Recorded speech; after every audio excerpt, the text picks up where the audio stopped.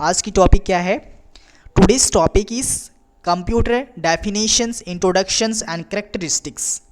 पहले हम लोग समझते हैं कि कंप्यूटर क्या होता है ना, क्योंकि इससे जितने भी रिलेटेड क्वेश्चंस आप पढ़ेंगे, जितने भी टॉपिक आपके सामने आएंगी लाइव क्लास में, जितनी भी आपका टॉपिक दिखेंगी, सभी ये आपका एक तरह का MCQ बेस ही होंगी।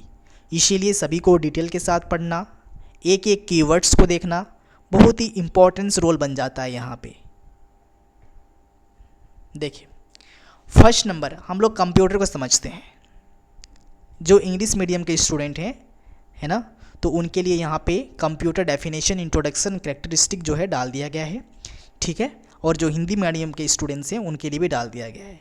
हमारे पास जो मेजर्स ऑफ नंबर्स है, मतलब ज़्यादातर जो स्टूडेंट का नंबर है वो हिंदी मीडियम के हैं।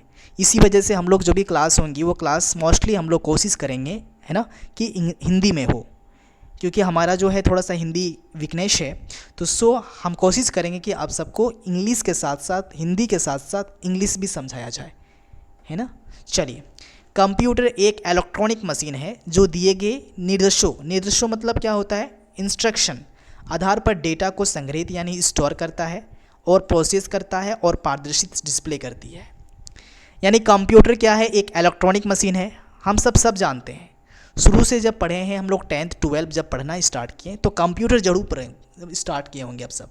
तो कंप्यूटर जब स्टार्ट किए होंगे तो उस ड्यूरेशन में आप देखे होंगे कि कंप्यूटर क्या है, एक इलेक्ट्रॉनिक मशीन है। इलेक्ट्रॉनिक मशीन यहाँ पे समझने की बात है कि इलेक्ट्रॉनिक क्या होता है, इलेक्ट्रिक, यानी जो इलेक्ट्रिसिटी से डायरेक्टली कनेक्टेड हो। इलेक्ट्रिसिटी यानी जो इलेक्ट्रिसिटी यानी मतलब क्या, लाइन, बिजली जिसे कहते हैं।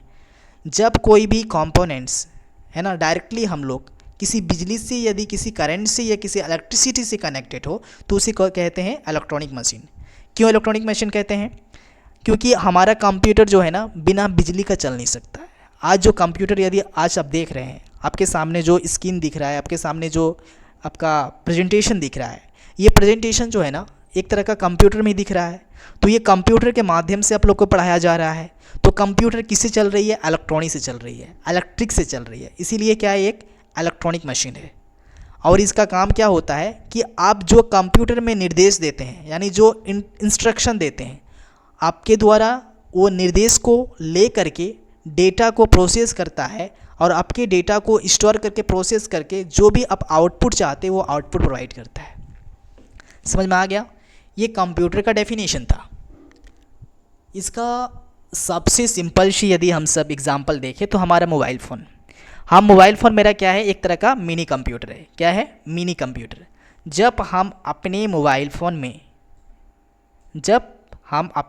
फ़ोन में किसी चीज़ को इंस्ट्रक्शन देते हैं, सपोज डेट मैंने गूगल खोल लिया है और गूगल खोलने के बाद मैंने सर्च किया है who is the prime minister of India, Bharat का प्रधानमंत्री कौन है, तो आपका आंसर आएगा। सबसे पहले आपने क्या किया, मोबाइल को उठाया, है ना। मोबाइल क्या इलेक्ट्रॉनिक मशीन है? या ऑब्वियसली, डेफिनेटली आपका मोबाइल क्या है, एक इलेक्ट्रॉनिक मशीन है। क्यों है? रीज़न ये है कि मोबाइल जो है ना एक तरह से इलेक्ट्रिसिटी से चार्ज होती है। चार्जिंग कहाँ देते हैं, इलेक्ट्रिसिटी में, तो इसलिए इलेक्ट्रॉनिक मशीन हो गया आपका। आप गूगल पे जैसे सर्च करेंगे, क्या सर्च करेंगे, who is the prime minister of India, that means आपने क्या दिया है, इंस्ट्रक्शन दिया। क्या दिया? इंस्ट्रक्शन। आपने अपने मोबाइल फ़ोन को इंस्ट्रक्शन दिया कि कौन प्राइम मिनिस्टर है मुझे बताएं। तो वह आपके द्वारा टाइप किए गए जो टेक्स्ट है वो टेक्स्ट को एक डेटा में चेंज करता है और प्रोसेस करने के बाद आपका एक सामने प्रेजेंट आ जाता है। क्या जाता है? प्रोसेस करने के बाद आपके डेटा को ले करके एक तरह का आपका एक प्रेजेंटेशन देता है, यानी आपका आंसर दे देता है। आंसर क्या देता है? आंसर देगा the prime minister of India Shri Damodar Das Narendra Modi, है ना। इस तरह का आपका क्या देगा, एक तरह का आंसर मिल जाता है। तो सेम टू सेम इसी तरह से कंप्यूटर में भी होता है कि आप बातचीत करते हैं कंप्यूटर से कोई काम करवाना होता है तो सबसे पहले आप इंस्ट्रक्शन देते हैं। इंस्ट्रक्शंस करने के बाद आपके डेटा को सेव करता है, फिर इसके बाद प्रोसेस करता है, प्रोसेस करने के बाद आपको आउटपुट देता है। समझ में आ गया कि कंप्यूटर क्या है? चलिए, अब हम समझने वाले हैं कि कंप्यूटर शब्द कहाँ से लिया गया है आखिर, है ना। कंप्यूटर शब्द जो है कहाँ से लिया गया है? कंप्यूटर तो एक बहुत ही पावरफुल इलेक्ट्रॉनिक कंपोनेंट्स है ना। इसका जो यूज़ होता है एजुकेशन सेक्टर में, ट्रेड सेक्टर में यानी कॉमर्शियल सेक्टर्स में, हेल्थ सेक्टर यानी मेडिकल सेक्टर्स में, हॉस्पिटल सेक्टर्स में, बैंकिंग सर्विसेज यानी बैंकिंग सेक्टर्स में, है ना, और साथ साथ कम्युनिकेशन सेक्टर्स में यानी बातचीत करने के दौरान भी हम सब क्या करते हैं, कंप्यूटर का यूज़ करते हैं। यानी हम लोग देखें तो अप्रोक्सीमेटली, है ना, एटलीस्ट सभी क्षेत्र में कंप्यूटर जो है बहुत सारा इम्पोर्टेंस रोल दे रहा है अपना। हम कह सकते हैं कि सभी फील्ड में, एजुकेशन हो, कॉमर्शियल हो, मेडिकल्स हो, बैंकिंग हो, कम्युनिकेशन हो, तमाम ऐसे क्षेत्र में जो है बहुत ज़्यादा इम्पोर्टेंस रोल दे रहा है। तो हम कह सकते हैं कि आजकल के टाइम में कंप्यूटर के बिना कोई काम नहीं हो सकता है। क्यों कह सकते हैं? क्योंकि सारा जितना इम्पोर्टेंट सेक्टर है आपका, तो इम्पोर्टेंट सेक्टर्स तो एक मेडिकल, हॉस्पिटल और दूसरा एजुकेशन, ये दो ही सेक्टर्स है। और दो सेक्टर में यदि कंप्यूटर आ गया, टेक्नोलॉजी आ गई, डैट मीन्स कहीं ना कहीं कंप्यूटर जो है बहुत पावरफुल मशीन है।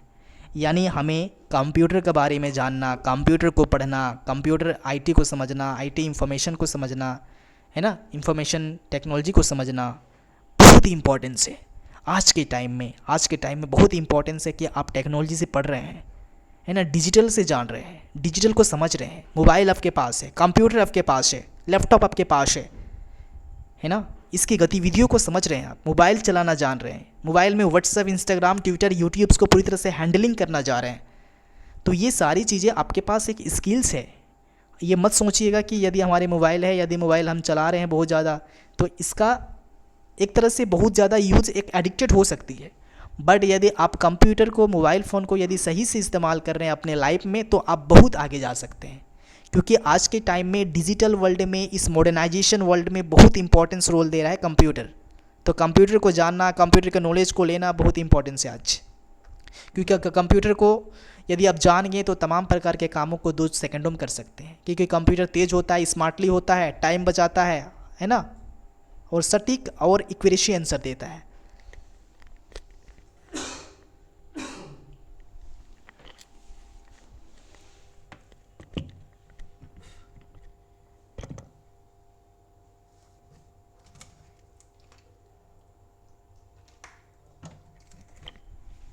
चलिए, ये क्लियर हो गया। ये सेमेस्टर 1 वाले स्टूडेंट्स के लिए हैं, याद रखिएगा आप सब।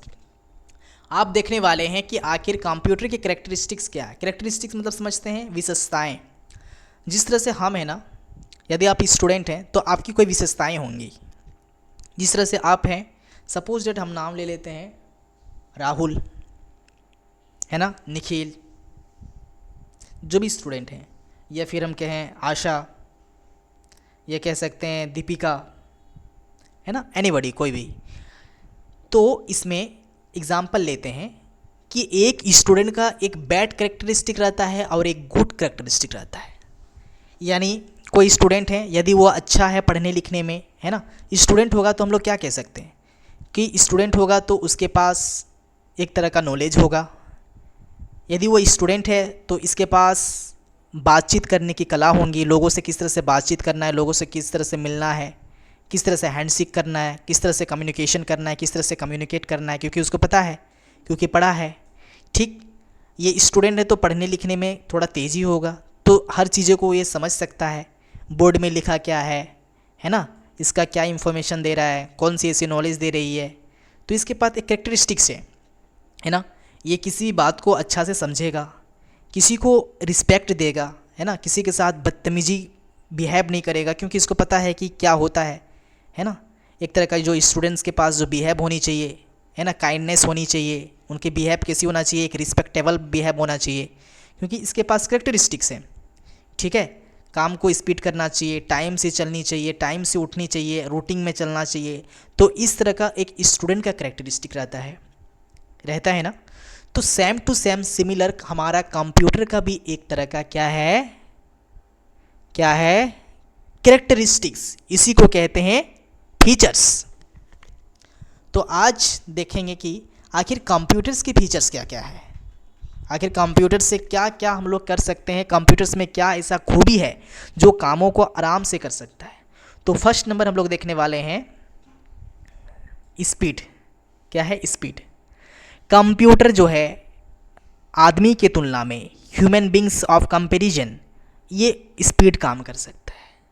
यानी हम सब के कंपैरिजन में देखा जाए तो ये बहुत ही स्पीड काम करेगा। कंप्यूटर जो है ना, ये जो कंप्यूटर आप देख रहे हैं, ये लैपटॉप दिखाई दे रहा है, ये हम सब की तुलना में बहुत स्पीड काम करेगा, है ना। हम सब जो कैलकुलेशन करते हैं ना, यदि हम सब बोलेंगे 10 से, सपोज डेट 10 करोड़ को हम लोग 5 करोड़ से डिवाइड देंगे तो कितना होगा, तो डिवाइड करने में हम लोग को लेट लग जाएगा, है ना। हम बोलेंगे कि यदि हमें 5 करोड़ को या 10 करोड़ को 5 करोड़ से डिवाइड करना है तो कितना हम सबका ये भागफल आ जाएगा, तो क्या कहेंगे हम लोग, है ना। तो हम लोग क्या करेंगे, डिवाइड करेंगे। तो डिवाइड करने में तमाम प्रकार के गुना, भाग, ये वो, टेबल एबल, तमाम प्रकार की चीज़ें करनी होंगी, तो लेट लग सकती है।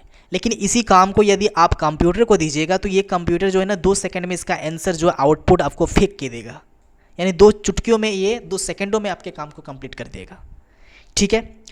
और साथ साथ एक्यूरेसी मतलब क्या होता है कि आपने जो भी टास्क दिया है अपने कंप्यूटर को करने के लिए, तो वो कंप्यूटर जो है ना आपके टास्क को पूरी तरह से एक्यूरेट करेगा। एक्यूरेट मतलब सही करेगा, एक्यूरेसी सही करेंगी, स्पीड भी करेगा और एक्यूरेसी भी देगा।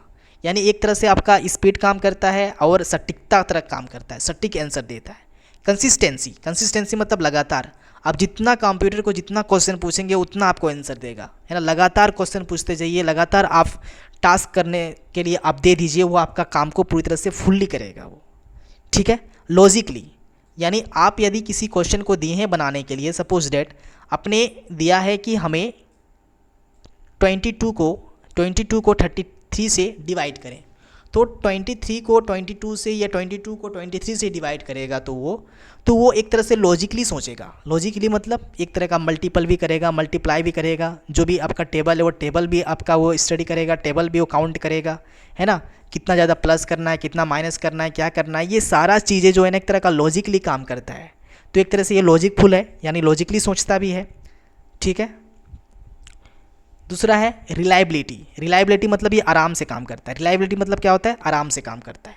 रिमेंबर पावर्स क्या है, रिमेंबर पावर्स, रीमेंबरेंस पावर, सॉरी क्या है ये, रीमेंबरेंस पावर मतलब होता है कि जो भी बातें हैं या जो भी आपने सर्च किया है या जो भी क्वेश्चन पूछा है या जो भी डेटा आपने दिया है, तो वो डेटा को ना ये अपने पास सेव रख लेता है। डेटा को क्या लगता है, सेव रखता है, यानी इसके पास स्टोर पावर रहती है, यानी ये कभी भूलता नहीं है। भूलेगा तभी जब उसका कोई भी टेक्निकल इश्यू आ सकता है। तो एक तरह का रीमेंबरेंस पावर होती है इसके पास।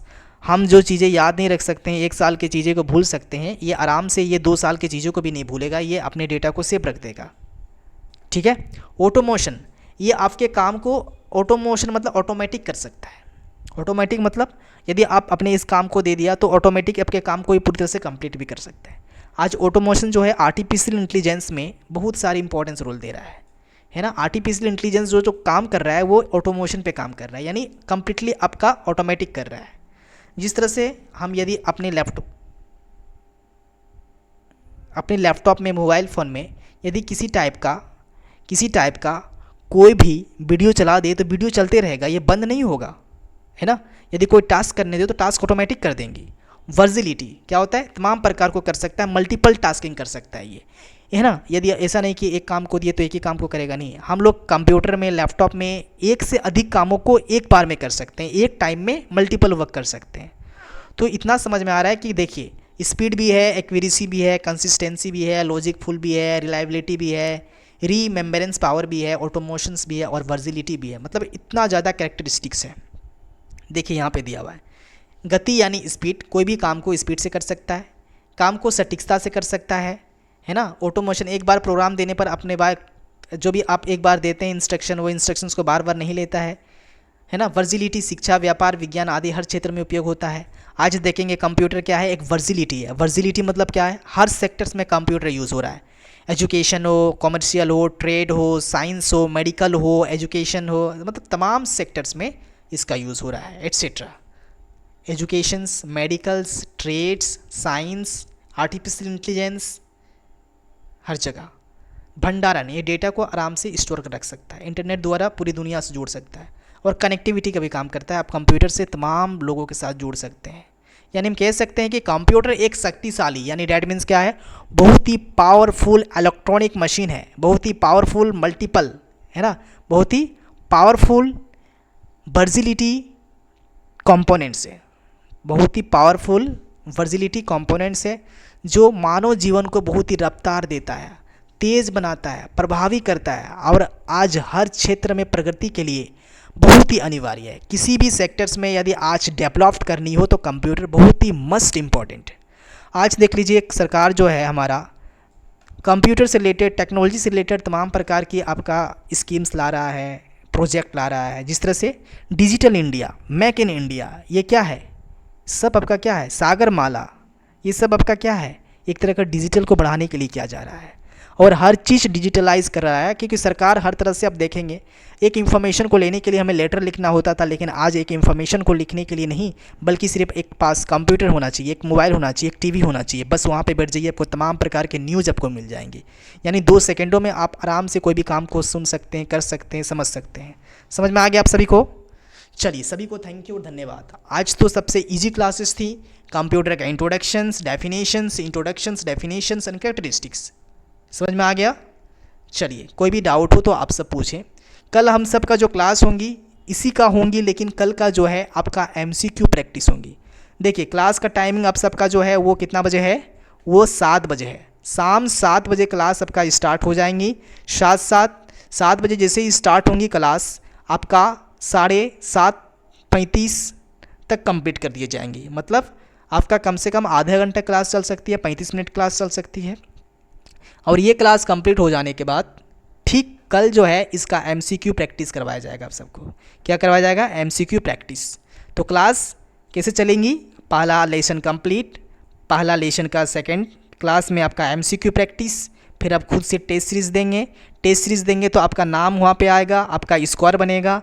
ठीक है, यदि आप दीपिका हैं, यदि सृष्टि हैं, रोशन हैं, राहुल हैं, निखिल हैं, तो सभी का स्टूडेंट्स का नाम यहाँ पे दिखना एक तरह का विजिबल हो जाएगा और हम लोग समझ पाएंगे कि कौन स्टूडेंट्स कितना ज़्यादा, कौन टेस्ट को कितना ज़्यादा अटेंड कर रहे हैं। और जो स्टूडेंट सही क्लास में यदि आप डिटेल के साथ पढ़ रहे हैं तो उसका जो MCQ है बेसिकली डेफिनेटली सही होगा, स्कोर भी अच्छा आएगा। तो उसके लिए हमारा जो SKG ज्ञान ज्योति है, एक तरह का यदि टेस्ट यदि आपका पूरी तरह से सही जाता है तो आपके ओर से, हमारी ओर से एक तरह का अवार्डेड प्रोवाइड किया जाता है। ठीक है, अवार्ड से सम्मानित किया जाता है। चलिए, सभी को थैंक यू और धन्यवाद।